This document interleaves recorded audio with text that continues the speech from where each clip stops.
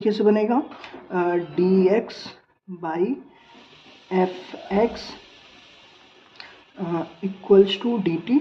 और बेटा both side integrate करेंगे, है ना, इंटीग्रेटिंग बोथ साइड,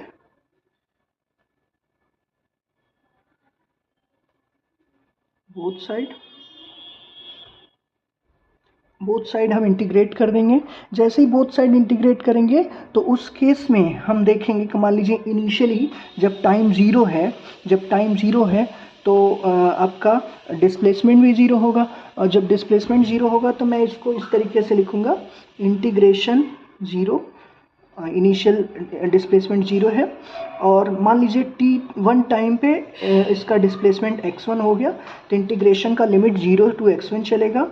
इसको हम ऐसे लिखेंगे dx by f of x equals to integration of 0 to t1 dt ना बेटा। अब यहाँ से हमको इनिशियल डिस्प्लेसमेंट मिलेगा, है ना, x1 मिलेगा।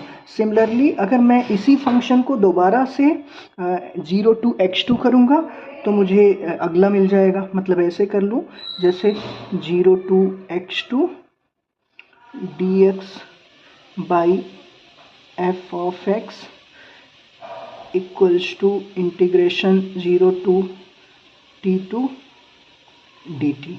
तो यहाँ से हमको x1 की वैल्यू मिल गई और यहाँ से हमको x2 की वैल्यू मिल गई। तो हम बेटा इसमें से चेंज इन डिस्प्लेसमेंट हमें चाहिए तो x2 माइनस x1 कर लेंगे, ठीक है बेटा।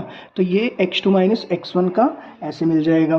तो याद रखना, जब भी हमें velocity is the function of displacement दिया हो तो सबसे पहले हम t1 ज़ीरो टाइम पे हम और 0 टाइम पे हम निकालेंगे x1 की वैल्यू, फिर 0 टाइम पे तो आपका जो भी आएगा मान लीजिए डिस्प्लेसमेंट 0 ही आएगा, फिर t1 टाइम पे निकाल लेंगे तो ये लिमिट जो जाएगा 0 से x1, ये इंटीग्रेशन करेंगे तो आपको x1 की वैल्यू मिलेगी। इसी तरीके से फिर 0 to x2, 0 to t2 time के लिए करेंगे तो मुझे x2 की वैल्यू मिलेगी और फिर दोनों को हम x2 माइनस x1 करके चेंज इन डिस्प्लेसमेंट निकाल लेंगे।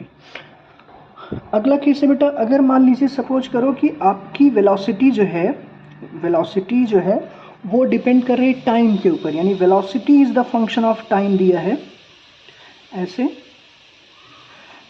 अगर क्वेश्चन में आपको velocity is the function of time दिया है तब के लिए क्या करेंगे, तब सिंपली कुछ नहीं करना बेटा, डायरेक्टली हम इंटीग्रेट कर लेंगे।